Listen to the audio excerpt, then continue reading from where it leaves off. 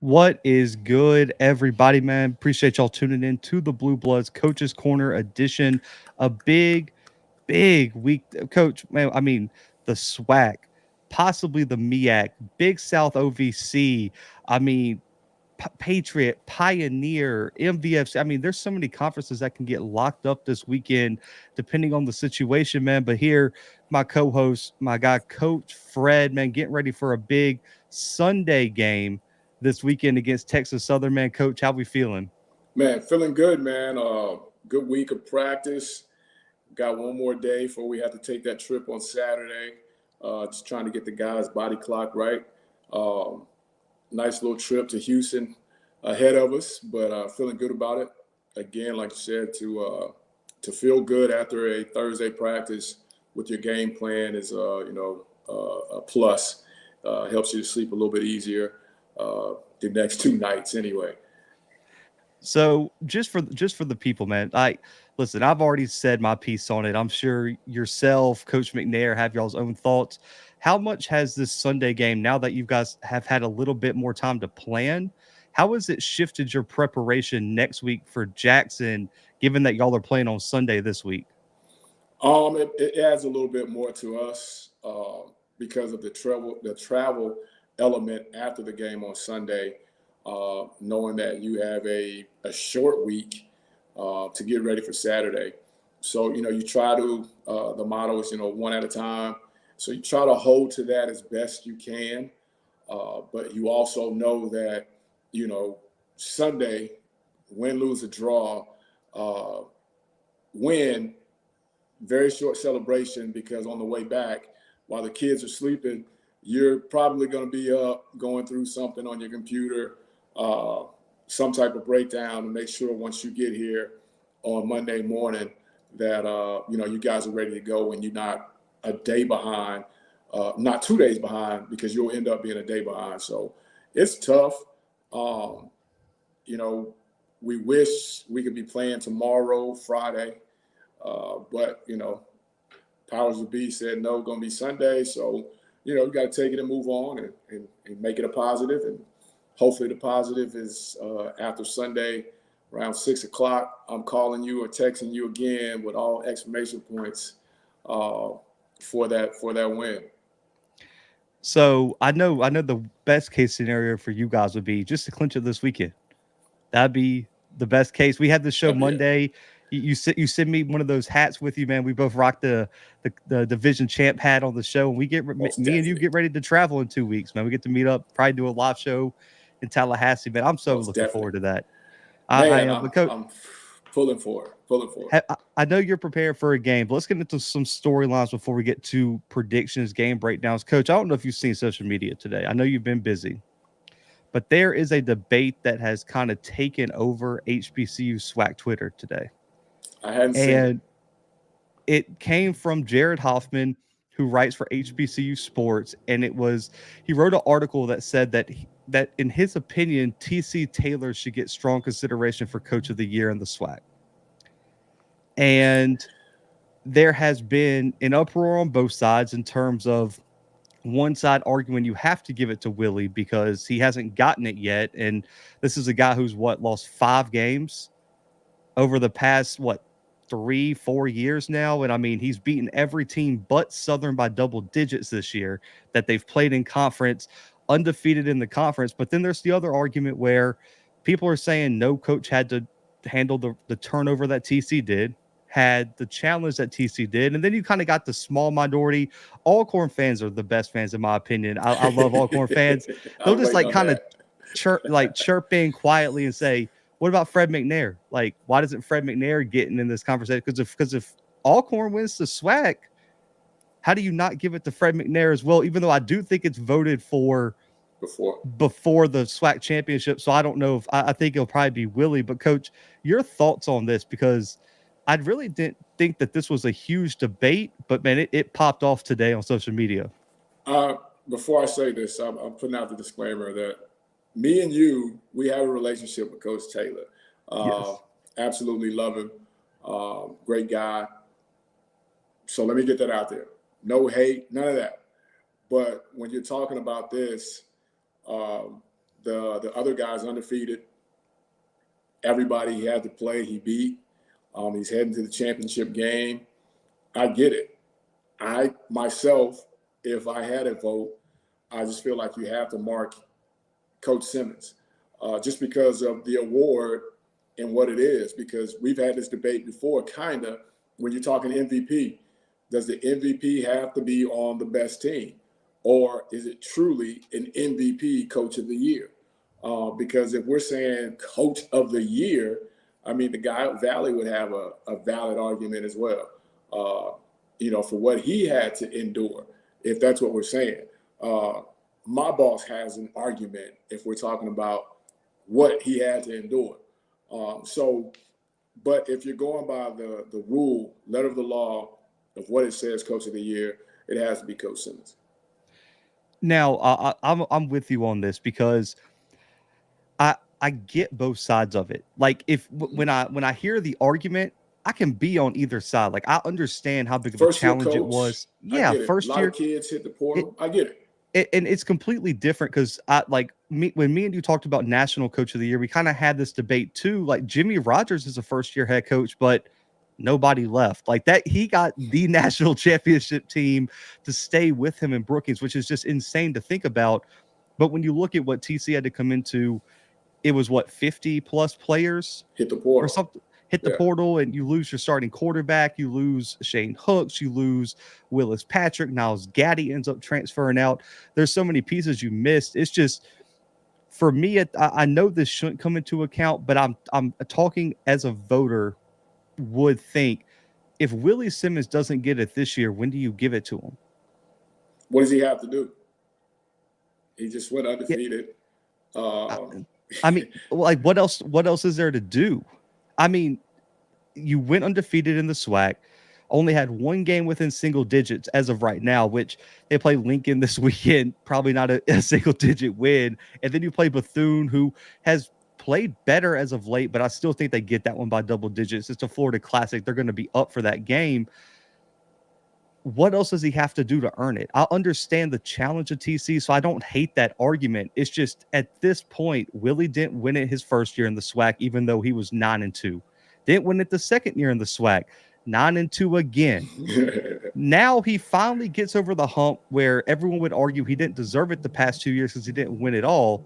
Now he did exactly what you're asking for, but now we got to take other coaches into account based on their challenges, because you can make an argument. Eddie Robb had a tough time last year. He first year head coach, finished third in the division, played really, really well, had some turnover to deal with. Dooley, first year head coach. A lot of new pieces came into Southern, took them to the SWAC championship, but no one wanted to consider that because of the guy that was in Jackson. So I get both sides. I just don't know how you don't give it to Willie, because I mean, Willie's going to be up for National Coach of the Year this year. I really think that. And I think the stronger debate would be is if there was an HBCU Coach of the Year, and this is where the group chat I'm in for HBCU Nightly went crazy today. Who would you give the HBCU Coach of the Year to? Chinnis Berry, Trey Oliver, or Willie Simmons? My vote would be Chinnis, Coach Berry. 2 undefeated seasons back to back. Impressive undefeated seasons. I think you would have to do that just because of what you're saying. And to go back on what you just finished, if it was the rule for last year's coach to be Coach of the Year, you can't change it up now. Yeah, I mean, just because of who it is, you can't change it up now. Said coach went undefeated in the conference, only had one loss, blah, blah, blah. Same thing Coach Simmons has. You know what I mean? Now, if you come out and say, oh, his schedule wasn't this, and this, okay, that might have a little merit. A couple of D2 schools on there, yada, yada, yada. Yeah. But still, he won the games he had to win. And that's the games that was on the schedule up to this point, like you said. And technically, Dion won it in 2021 with a terrible win over Delta State. They had to get a goal line stand to beat Delta State that no one talks about, too. So, I don't think the D2 thing – the Lincoln game is the one that I get caught up on. Like this week, Coach Willie's benching his starting quarterback because they're so confident they can beat Lincoln. I I mean, it's ridiculous. Like, that's how bad of a game that is. But it's just tough, man. Like, I think you give it to Willie because I think he deserves it, man. And I think TC did a hell of a job, and he can go win it next year. And I will say, this will be a stronger argument. I know you don't want to hear this. If Jackson beats Alcorn, this argument kind of changes. That's a lot stronger resume because right now they only have one win over a team above 500. Winning that game would help, but I think the conversation ends if TC loses next weekend. 7-4 to me is not going to get it done. No. And I mean, at the end of the day, if FAM wins the Florida Classic, we already know they're going to win this weekend. I know everybody says, any given Saturday. No, not this Saturday. Not for them. Any given Saturday other than this Saturday. Other than this Saturday for them. You have to. And like you said, it's voted for before the championship game. The resume is what it is. His resume is the same as the last coach of the year. Unless we're changing it. It has to go to Tallahassee. I agree. Hey, Coach, man, your storylines for week 11. Week 11, my neck of the woods, and it's going to sound crazy, but does Southern let the Alcorn loss beat them twice? How do they respond to that? Because there was, a lot of high hopes coming into that game for them. There's still a lot in front of them, so to speak. So the game for them is to not let this game beat them twice. So that's going to be, the interesting storyline on in my neck of the woods. And then the other one that I have, man, is, a very, very proud program, North Dakota State. What do we do? This is, and I know we're going to talk about it, but this is a must-have game to me. Just because you have to make a statement. You can't spit and sputter in this game. You got to come out. You got to make a statement. So those are the two. And then Tennessee State, you were on that bandwagon like the guy from OU when they come out hanging from the back of it with the Tennessee State flag, all that. So they've got to come back, man, and rebound after that loss. So those are my three to really look at going into this weekend's ball game. Yeah, I mean, the Southland Conference would be so interesting because does Nichols kind of sleepwalk coming into this weekend after a big upset win over Incarnate Word, knowing that they could drop a game and still control their destiny? That'll be interesting. Then also, I hate that the committee doesn't release a weekly top 10. They only release that one because I still want to know, how do they view Incarnate Word? Because, Coach, they're probably gonna finish 9-2, but they got a win over North American, a forfeit win that doesn't technically count on their resume. So what? They're 6-7 wins D1. Yep. Is that enough to get in? Or can you keep a 9-2 team out of the playoffs? Because here's the dilemma. And Coach, we kind of talked about this a few weeks ago when we talked about bad versus good losses. Is a stronger strength of schedule with your signature win technically being a signature loss better than not having a signature win but not having a tragic loss? That's the debate here. Is it's a 9-2 Incarnate Word team with a below 80 strength of schedule, no signature wins. Is that resume better than, let's say, Youngstown State if they finish 7-4, a top 5 win over Southern Illinois, and a close loss to South Dakota State this weekend? And my stance on this. I mean, I don't get into I don't know how you get into the ugly win versus the ugly, loss. It's just going to be tricky to see how they view the forfeit, and then, like you said, the signature or lack thereof signature win. And if you do it for one, what are you going to do with other teams that fall off into that category that may have a slightly better record or the same record? What happens, like you said, with Youngstown? Youngstown come in and lose this game by 3. How are you viewing them now? So, again, like you said, the fact that there wasn't a back-to-back type poll, it'll be interesting to see after this weekend how everything unfolds. And then I guess it'll give you a clear view on how they actually view certain wins versus certain losses and things like that. I'm torn on this. I really am, Coach. And I want to ask your opinion on this, and then we'll get to our predictions. We're about 15 minutes in. The committee has said that when they tally up ranked wins, they use ranked at the time of the game played, Mm-hmm. which means Elon has that William and Mary win, top 5, even though William and Mary is not in the top 25 right now. Top 5 win over Delaware, regardless of what happens with Delaware the rest of the season. Weber State counts as a ranked win for some teams. Is there a balance? Because some people make the argument you have to do ranked at the time because that loss could have been the difference between that team being in the top 25 and not. So, like Samford, if they don't lose to Western Carolina, they're probably in the top 20 right now. They're like just outside. So, is that win value a little bit less just because they lost to the team that you don't want to give them the credit anymore?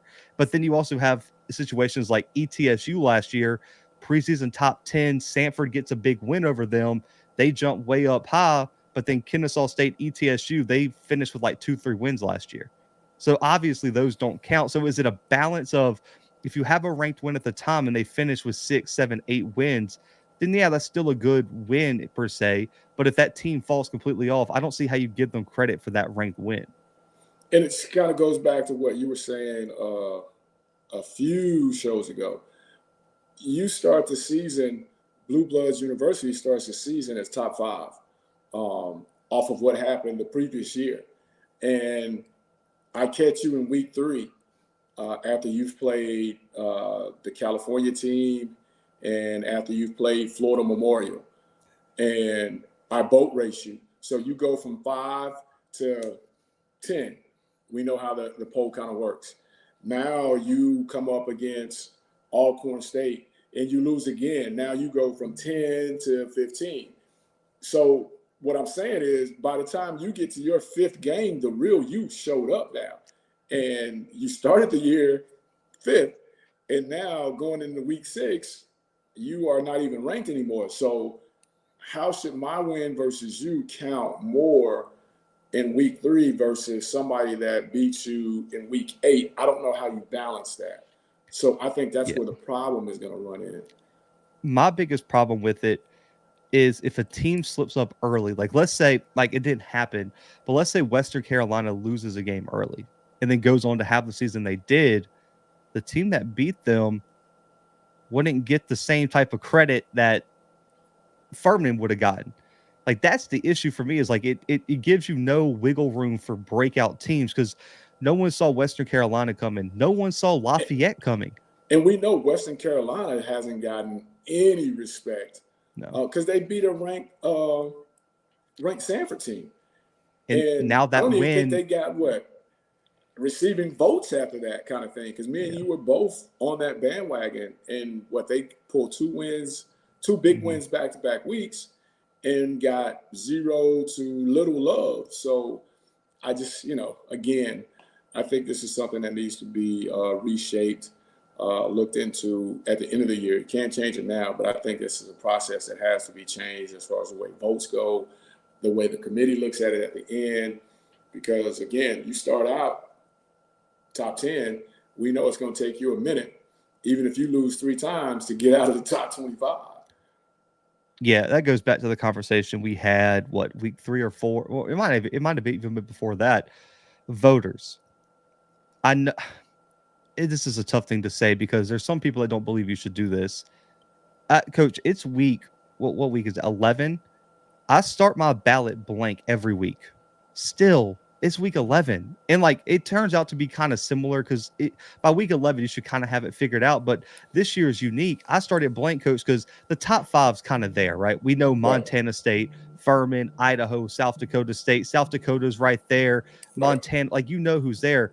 But I would argue, 7 through probably 16, there's probably an argument to have it every team in every slot, depending on what you value. And then you got 18 through probably 40, I would say maybe 30, that you could rank in any way that you want. So I think voters have to let their preseason expectations go because I'm with you. Once you have 3 to 4 weeks of film, excluding an FBS game, if you go and play Bama, I'm not taking that film into consideration for how I feel you're going to perform against the FCS.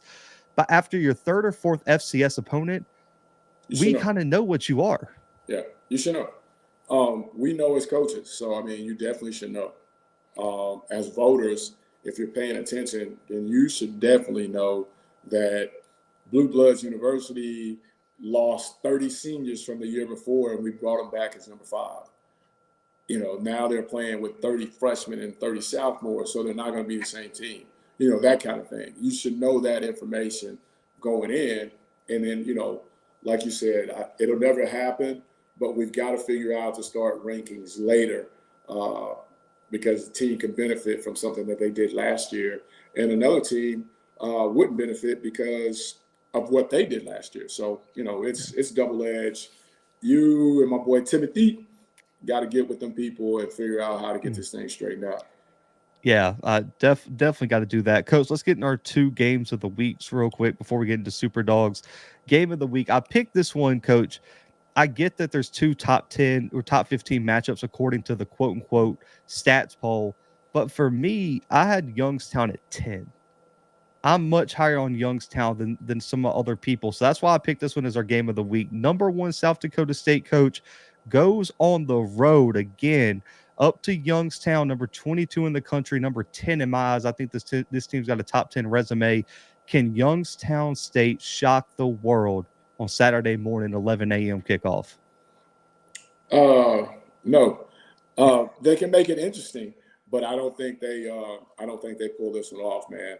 Again, you're just running into a buzzsaw that I think has something to prove. And again, we've talked about this, seems like every week when we bring them up. This team is one of those teams that know how to get it done on the road. They have the guy in MG controlling the offense. And, you know, when you have that guy that can control it, because I'm sure Youngstown's going to pack it out, but that's not going to be anything to him. A veteran signal caller. They get the running game going. They know how to play off of it. But I will be interested to see what Youngstown tries to take away from these guys to give themselves an opportunity, you know, to give MD a chance to bring them close at the end, you know, but I just think it's too much SDST for them to pull this off, man. I will say the reason I do think this game is interesting is because Youngstown has played so well at home this year. They're because they played Ohio State, not taking that one into account. They lost to UNI on the road. They lose to South Dakota by 3 on the road. Their 2 FCS losses are by 3 points. So they've played the top competition really well. They beat Southern Illinois 31-3 at home. They have a big win against Illinois State at home. When they go on the road, this team's a different team. And Coach, you say, what are they going to take away? They're going to take away the run. They have played, their front 7 has played outstanding this year, allowing less than 100 yards per game on the ground, less than 4 yards per carry. The question I do have, we've talked about the balance of the South Dakota State team. You're facing a team that has a really good defensive line, a lot of experience up there. They've really struggled against the pass, allowing over almost 250 per game, 21 passing touchdowns, and they've only forced 5 picks. I know the DNA of this team is an experienced offensive line, talented running back, and we're going to throw 20, 18 times a game, and we're going to be efficient. Do you let Gronowski do you let him loose this weekend? Because you have the advantage against Youngstown secondary. You got the Yankee twins. Griffin Wild is an outstanding freshman wide receiver. Hines at tight end. You have the weapons. You have the experienced quarterback who's not going to be shaken by the environment. Man, I say you let Gronowski go out there and ball out. This is his game to put up those stats. I think you play the way you've been playing. And if at the early stages of it, they take away what's your bread and butter, the run game, you know you have a veteran guy that can get going what you're talking about doing.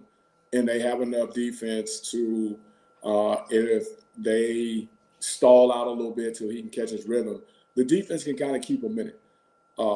But to just say, you know, we're going to let MG come out and run and shoot this thing, they could, because they have the guys on the outside to do it. And that tight end is a matchup nightmare. I don't think people understand Putting him versus a linebacker is not going to work for you. No. Safety is going to be tough. You almost have to bring in a nickel, a dime type corner, but that takes away from what you do defensively. So I think if they start to struggle, I think they open it up and let him do his thing. But I think they just kind of come in on the road. Hey, we're going to run rough shot on you, do what we do, play action that thing. And I'd be surprised if they throw it more than 18 times a game, this game. I like it. But I get what you're saying, getting prepared. I say try it, but yeah. I was saying try it early. But because Youngstown is good defensively, if they do slow down the running, you're not having early success, man, work off that play action and let Gronowski do his thing. Because I think, respect it. Yeah, you have to. And like you said, listen, Zach Hines is 6'7", 260. It can get up the field deep. Like, what do you do with that? Yeah. No linebackers running with that. Not many. No. Let me change that. Not many linebackers is running with that. And even if they can run with him, there's not there who's in a jump ball situation. They're 6'3" at best. Nobody has a 6'7" linebacker out there. Nobody has a 6'5" linebacker. And then if you put a safety on him, it better be a damn physical safety, because at 6'7", 260, he's bullying like 90% of safeties in college football right now. It's just a problem. And then you got the Yankee twins, a bunch of experience. I will say, though, the matchup for me, Mitch Davidson has played really well at quarterback. And I understand you got to have a good quarterback to win these type of games. Listen, Bryce Oliver is one of my favorite wide receivers in FCS football, but you have to run the football this weekend. Coach, I understand people want to like quarterbacks, like the sexy position everyone wants to talk about. It's all about the quarterbacks. This weekend, if Youngstown State does not run the football for 100+ yards and is efficient running the football, they don't have a chance to win. You have to run the football, because my thing is, you have to you have to take that momentum, that time eating possession type offense way, get South Dakota State off schedule. That's the key. And you do that by running the football, controlling the pace of the game, and then letting your defensive line create negative plays. South Dakota State is so good on both sides of the ball because their offense stays in front of the chains. They're hardly ever in 3rd and longs, and their defense does not allow explosive plays, and they keep everything in front of them, and they're very efficient tackling as a unit. That's the key. That's what they do. Like we've talked about, Coach. They aren't leading the league in interceptions. They don't get to the quarterback at a high rate. They don't have any stat patterns on that defense. Everyone just does their job, and it's so boring, and it's so Bill Belichickian. But there's a reason he won all those Super Bowls. At the end of the day, it works. But Tyshawn King is my X factor in this game. He has the ability to take over games.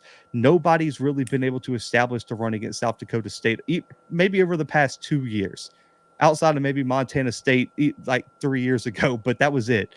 Tyshawn King has to run the football, and they have to get pressure on the quarterback and win the line of scrimmage. And it's such a tough matchup. But defensively for South Dakota State, if you take away the run, man, you could just do what you do. No explosive plays through the air and tackle. Worst case, you might get a field goal. And guess what? We're going to go down to score 7 and take 9 minutes off the clock when we get the ball back. Recipe. It's so – I'll say this. I've been to a game. I've watched them on TV every single week. If you're not a true football fan, you're calling them boring, but it's a master clinic every week. It's just it's a recipe for a regular pound cake.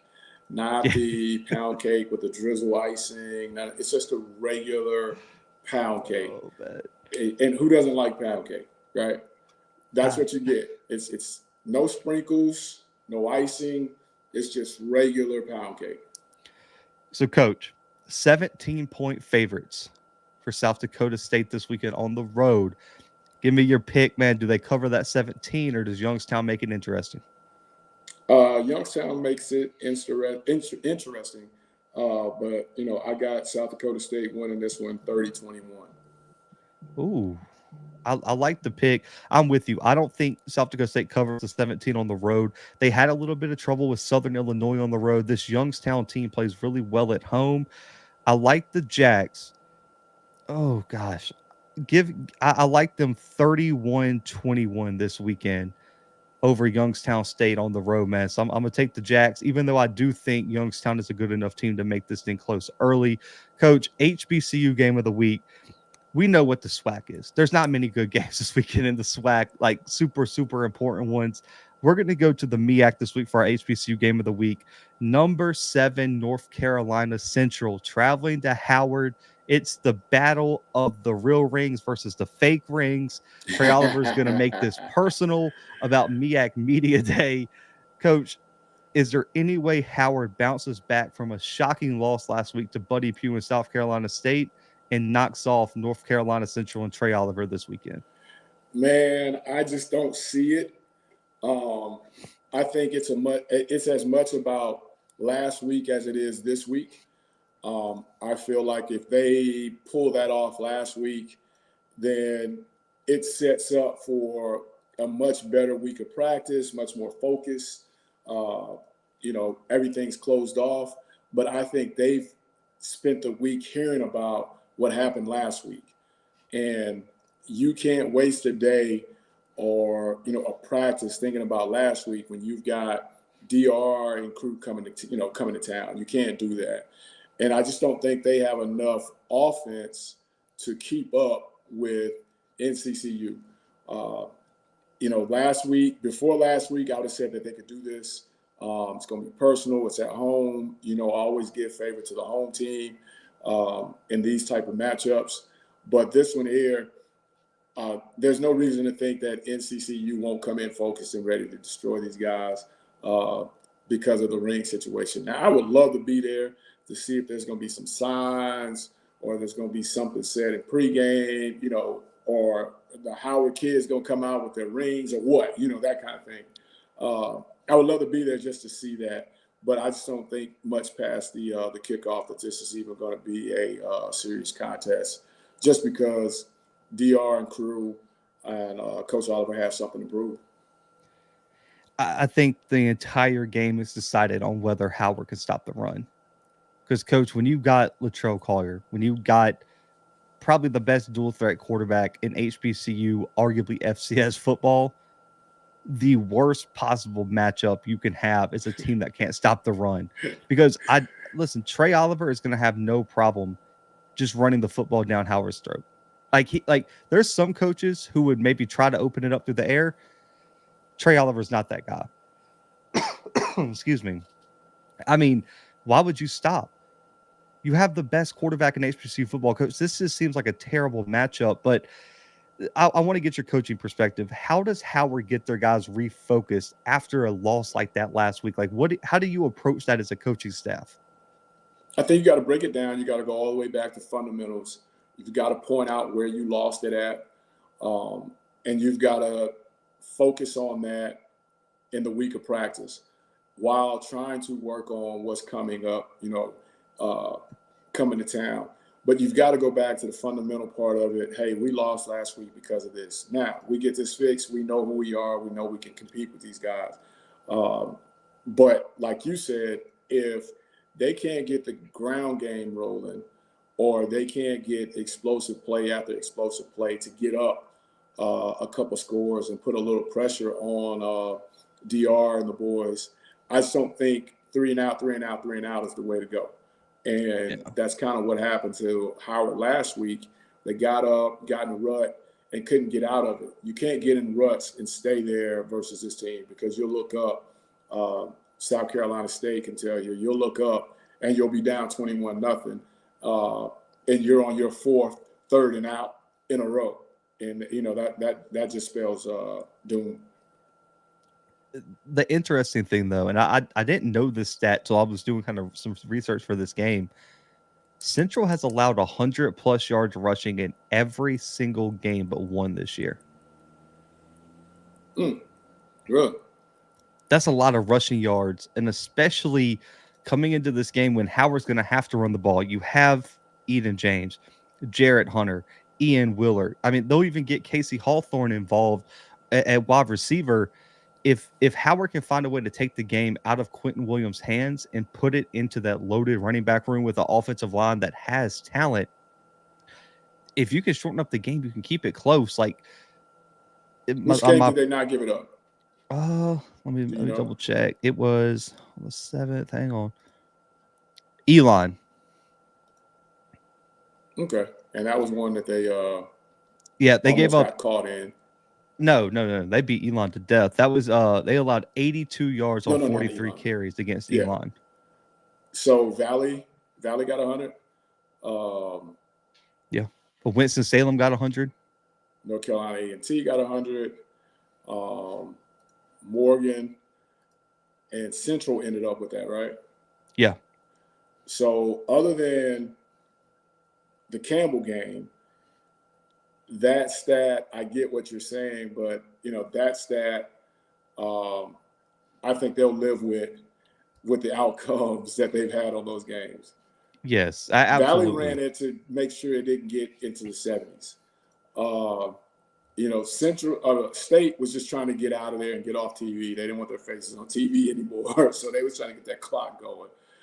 So I think that's a stat that they'll take. But to your point, man, if Howard gets that going and get up a score or two and can get that running game going, we'll harp on it again on this show. The timing rules become your friend. And I think that's the way that they have to kind of approach it. So, Coach, are you taking the Bison this weekend, or are you rolling with Central and Trey Oliver on the road? Yeah, I didn't say all that. I was just saying what could happen or what they should want to try to get to happen. But I'm taking them in a mean score because they didn't really like that whole real ring versus fake ring thing, man. And we saw what happened in South Carolina State, man, when all the you've never beaten this guy, yada yada yada. So I'm gonna give this thing 35-17 in CCU. Yeah, this has the makings of a blowout. It really does. I just think college football is all about matchups. The style, the fight, and this is a bad matchup for Howard. And like you said, the MEAC championship on the line with all the trash talking at MEAC Media Day. Coach, great coaches find ways to motivate their team. Trey Oliver has Central playing like everyone picked against him in the preseason when they were consensus favorites to win the MEAC. It makes no sense why they're so fired up. So I think they're going to make a statement. I'm with you. I got 38-14 this weekend, Central over Howard. I think they definitely make a statement. Shout out to Scotty, man. Appreciate you tuning in. He said, not Coach Fred, looking like he a part of Public Enemy with his hat backwards. So Scotty's going to be in attendance. I think, listen, that might be a game where my God leaves at halftime because I think it could get ugly very, very quickly, especially with how they lost to South Carolina State. I don't know where you go from that. But, Coach, Super Dog picks. I still got to calculate the scores. I left my notepad in my other room. I'm using another one right now. Coach, give me your Super Dog picks for Week 11. Hey, shout out to the Reddit FCS account for all these early lines. Coach, they tweeted out. They were like, man, we try our best on these lines. But if we know each week if we miss one because it's always on the show during our Super Dogs pick segments, man. So shout out to those guys for tuning in and giving us, like, hey, great content, man. I love the spreads because we know that a lot of bookmakers don't release these till like Saturday.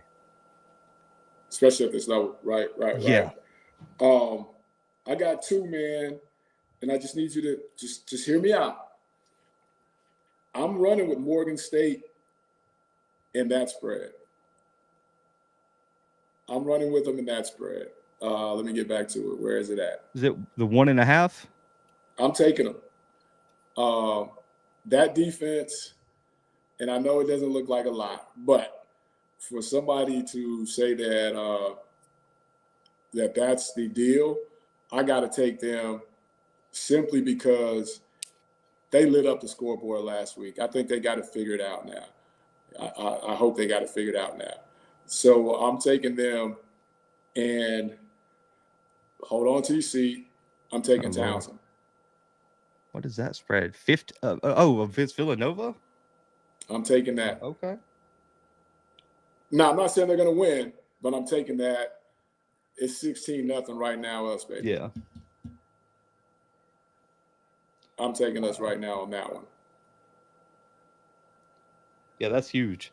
Now, that's an interesting one because Townsend has kind of played spoiler all year in the CAA. Oh, man, the CAA is already just, Coach, for my health, for Timothy's health, because he writes a playoff article each week. We don't need Villanova to lose, man. I don't even know what the outlook on that playoff committee I will don't look need him like to if lose. I just need him not to win by 16. Timothy said he's got Utah Tech plus 21.5 against Austin Peay this weekend. Austin Peay went to overtime last week against Eastern Kentucky. I thought about that That's one. a good pick. That's a I good thought pick, about that Timothy. one. I thought about that one, and I thought about the Cookman, taking Cookman and running, because they've been playing really good. Those are my outside two. They honestly have. I'm gonna go a different direction. I'm gonna go Lamar plus 13.5 against Nichols. Ooh. I talked earlier, Coach. We talked earlier in the show. This is a absolute trap game for Nichols, coming off a big road win over Incarnate Word, knowing that you got to win one of the last two games to clinch that auto bid. Lamar, I had someone text me, a coach that from a school that played Lamar earlier in the year, and they said that Coach Pete needs to be up for Coach of the Year because that team had JUCO level talent, and he's finding a way to win with it. Depends on which JUCO you're talking about. Yeah, he said bad JUCO talent. So I think Lamar has a chance in this game, Coach. They've been playing really well, especially offensively. Nichols, I just have a feeling is going to be looking ahead. They have a big rivalry game against Southeastern Louisiana on a Thursday night next week. The worst case scenario for them is to trip up here, and then they got to go on the road to Southeastern Louisiana for a rivalry game where you can throw the records out the window. And Southeastern Louisiana has strung together some wins recently. And I'm telling you, Frank Selfo would like nothing more than to see Nichols on their sidelines sad because they choked it away in the final 2 weeks. So I like that one. And I got to find me a second one because everyone gave two and I only picked one this week. Bad podcasting right here, but we're gonna find one real quick. I'm gonna give you while you're looking, I'm gonna give the folks 2 nuggets to take, man. You take the under in the Grambling UAP game, UAPB game, 53. You take the under in that one, and you take the under in the Cookman game. You take Cookman and the under, 55.5. I got it. Give me Campbell plus 11.5 against Delaware. Oh. With Marcus Yarns' injury potentially not playing this weekend, starting running back, Delaware looked completely different against Elon without Yarns in the lineup. If he's not 100%, Campbell at home with that offense has enough to keep it close. And the CAA, like you said, makes me want to throw up every week because of the chaos. Give me more CAA chaos. Give me Campbell plus 11.5 against Delaware, man. 2 scores. I like my chances in that one. You don't think Campbell's quit? No. Okay. Okay. I say no. I hope not with this pick now. So hope Coach Mentor, man. I know some people from Campbell watch the show. Please don't give up this weekend. I need this win here because I got to go back and calculate the scores. But Coach, Super Dog picks, man. I had Lamar plus 13.5 against Nichols. I had Campbell plus 11.5 against Delaware. Coach had Morgan plus 1.5 against South Carolina State, and Townsend plus 15.5 against Nova. Man, that is a huge weekend, man. Listen, we've been spot on the last few weeks, man. So go ahead, make you a little bit of money this weekend. Because listen, if the FCS Sportsbook is already saying this, I could guarantee you're going to get even better lines when these bookies that don't watch FCS football make all these lines. So you can definitely make some money. Coach, man, before we get to the pick 'em, man, we do have one big game I do want to talk about because it has playoff implications and VFC implications, and also possibly talked earlier this week about coach firing implications. Number 11 Southern Illinois traveling to number 12 North Dakota State this weekend in the Fargo Dome. Coach, the Bison have struggled every single time against elite competition. No signature wins on the resume. Still don't have a ranked win. They're sitting at 3-3 in conference. A loss this weekend will secure a 500 record in conference for the first time in who knows when. Do the Bison get it done at home over the Salukis? The Salukis know everything you just talked about, and they're going to throw everything plus the kitchen sink. If MB can stay away from the crucial mistakes, if they can cut the run, because I got to believe that NDSU is going to go run heavy. I'm talking about more than what they normally do. If they can cut that water off and keep it tight and not give up the points off of special teams or turnovers, MB, I think, can do just enough, man, to pull off a huge, huge upset. And this is one that I actually liked in an overtime type situation when we're talking about 27-24, the Saluki Dogs get it moving on. Yeah. This feels, as I can see both arguments, like this kind of feels like upset alert because the Bison have played really bad against good teams. Southern Illinois just came off a really competitive game against South Dakota. But what scares me, Coach, and I'm telling you, Timothy, I'm going to have to block you, man. You've taken all my points here. The offense has consistently regressed this season. I understand they had some injuries at points, but now everyone's kind of returning. It just feels like they lack that juice that they had earlier in the season. We talked about all the weapons. We talked about the experience at quarterback. It just hasn't clicked recently. Like, they still are putting up good numbers, but it just doesn't seem to have that spark behind it that it did against Austin Peay in that Northern Illinois matchup, against SEMO, Missouri State, against good competition. They just seem to kind of fall flat. This is a big, big game for the Salukis. Vincent Davis, Isaiah Hartrup, Nick Baker, Roe Elliott coming back from injury again. These guys have to have a big game, and I just wonder, I understand that this isn't the typical North Dakota State year. It's still going to be tough to go into the Fargo Dome and win, and you're still going to have to play a good game. It just seems like a bad matchup because Southern Illinois has been so bad offensively over the past 3-4 weeks right now, at least. So who's the upset? Listen, I can't. I'll be honest. I don't think I can go the upset this week on this one, Coach. I wanted to. I really have kind of spitballed it around.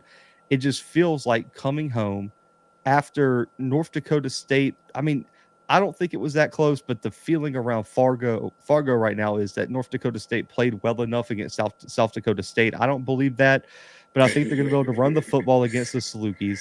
And I just feel like being at home is going to give them enough advantage to put up enough points to put too much pressure on an inconsistent Saluki offense. I think it's close, but give me the Bison 30-27, a 3-point win at home over the Salukis.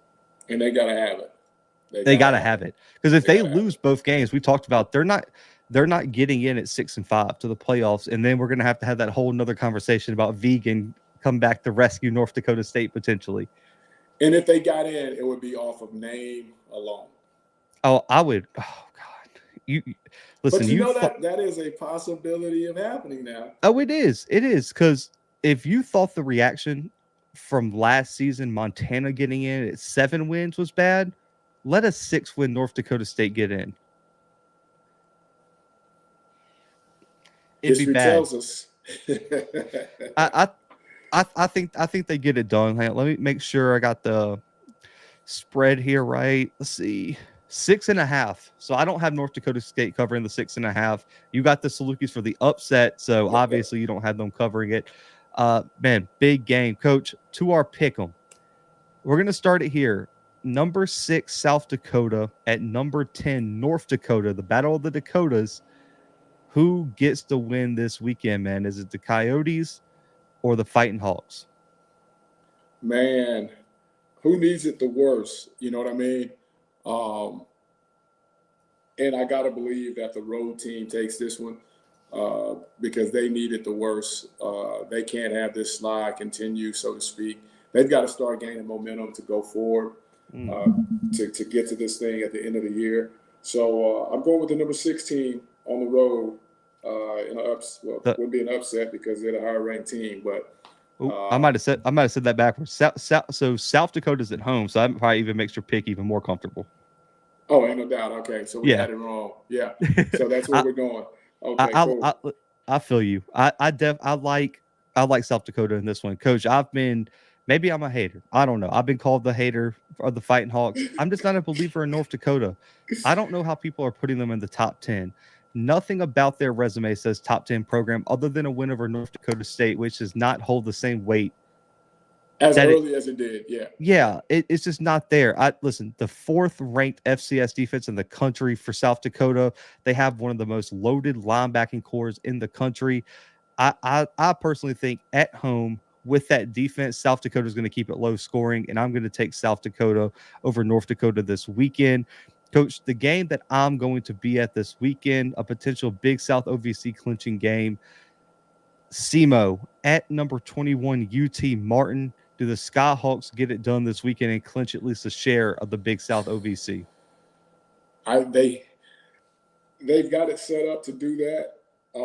If they don't turn over the ball and just set SEMO up, I think they clinch that thing and get it done. So I'm going to stay with UT Martin in this one, barring the weather, as we talked about earlier, and just not having the crucial turnovers to put themselves behind the 8 ball. So I'm taking UT Martin. The health of Paxton DeLorean is so healthy. I mean, the health of Paxton DeLorean is so big in this one. If they're without Paxton DeLorean, I don't see SEMO going on the road and beating this UT Martin team with how they're rolling, especially with that defense led by Dalen Dotson. They have to find a way to run the football with Geno Hess. UT Martin leads the conference in rushing yards per game, only 92.8. Have a Bryce Norman and Lawrence Johnson have to force turnovers for SEMO. I think this is going to be close just because SEMO's so experienced. But at home, I like UT Martin to squeak this one out. Give me UT Martin clinching at least a share of the Big South OVC as well. Coach, a game that a lot of people are probably overlooking in the Ivy League. Penn at number 24, Harvard. Does Harvard keep it rolling this weekend in the Ivy League on their way to a potential Ivy League championship? I like Harvard, man. I think they keep it rolling. I was trying to get to it. I think they keep it rolling. This is a feel-good story, so to speak, the way that they've kind of come out about it. And I think they keep it rolling now. It's going to be a good game. But I think CB leads his boys to the victory and keeps that championship hope alive. Yeah. Coach, I don't Plus know where they put in more study hours than Penn. Probably. I don't know where they keep finding these quarterbacks, man. That can play, man. Harvard puts in Jaden Craig. He goes for 300 total yards and 2 touchdowns this past weekend after DePrima absolutely lights up the scoreboard the first part of the season. They've only committed 8 turnovers this season, Coach. But also you had Hosley, who won the Freshman of the Week last week.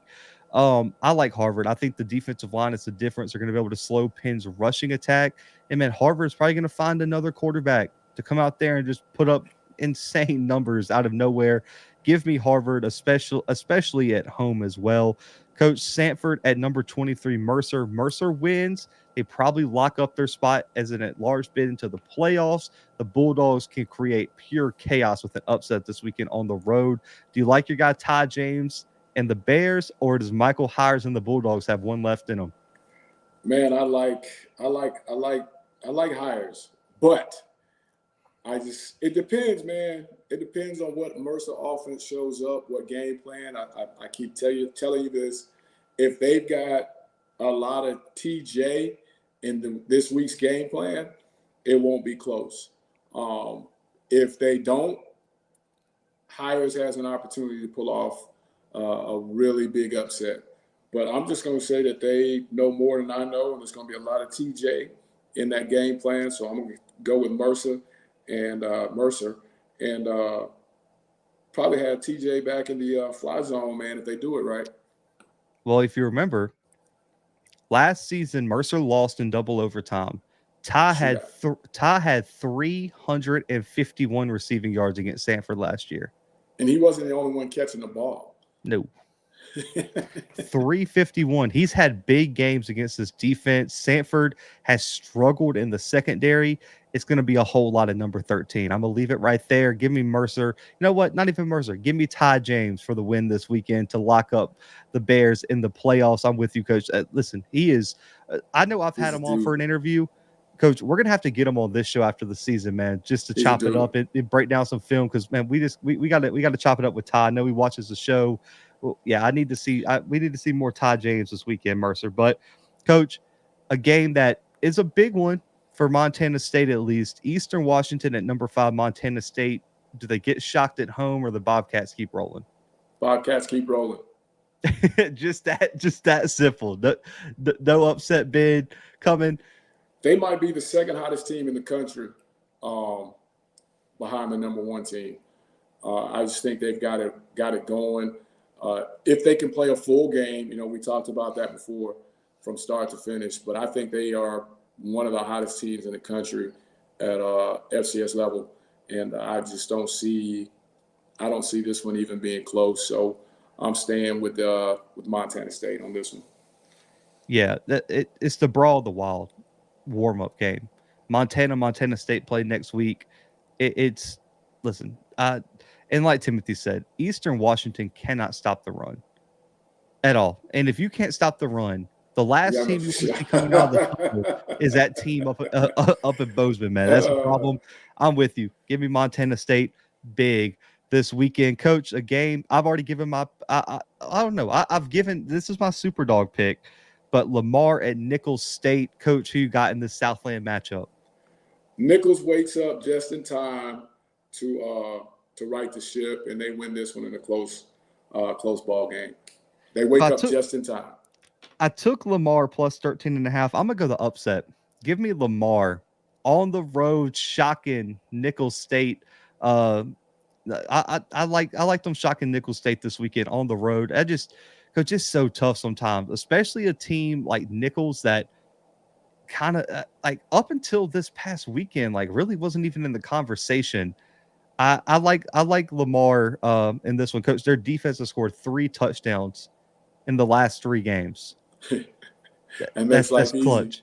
Hey, that makes life easy. That makes life very easy. But Coach, UAC game of the week, Eastern Kentucky at Tarleton State this weekend. I don't think Tarleton State's getting enough credit.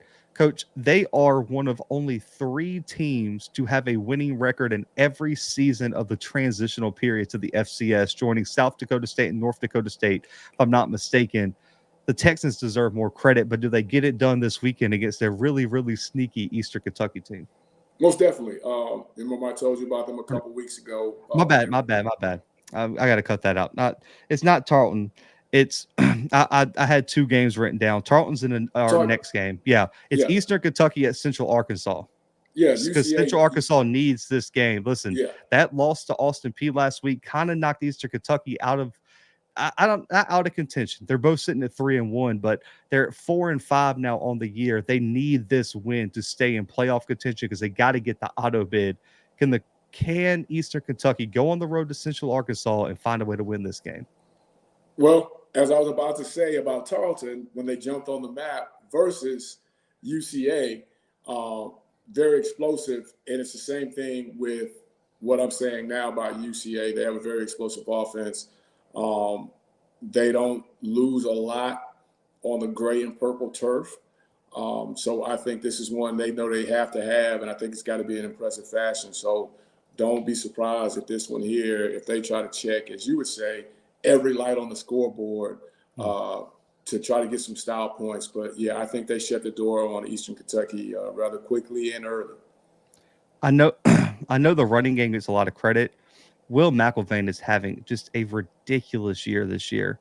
For Central Arkansas, you have David Walker on the other side, Tamarian Wilson. I think at home, Central Arkansas keeps it rolling. It sets up a huge game, Coach. If they win, they have Austin Peay next week on the road. Yeah. For it all. For all the marbles in the UAC. That might be one to go see.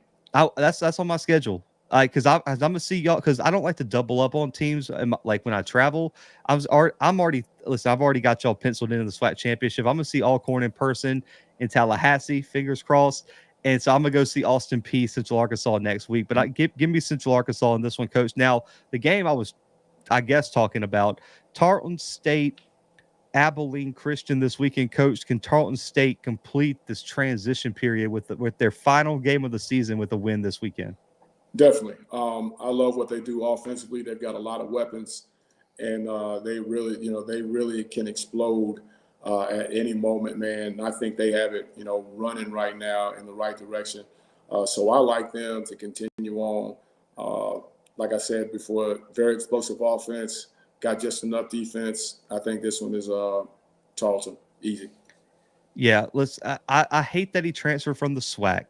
I know you're not, because obviously Kayvon Britton is having a All-American type season. Coach, almost 1,000 yards rushing, 13 rushing touchdowns this year. And then you got Darius Cooper. Coach, this guy proposes to his girlfriend before the game and then gets a huge touchdown and does the proposing celebration last week. Legendary celebration right there for my guy Darius. Get too many weapons for Tarleton State. Abilene Christian trending downwards right now. Give me Tarleton State for the big win. And Coach, the final game, I know who we both want to win. But Prairie View at Southern, who do you have in this big SWAC matchup? I'm going with the home team. The home team, I feel, needs it the most for a lot of reasons, not just the win, but I think they've got to prove something to themselves and something to the fan base. I think they come out with a lot more fire, more energy, and I think they just match it. Their home fans, they match the energy.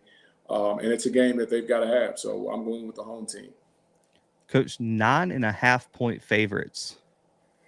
I'm not sure on that, but at least by one. At least by one.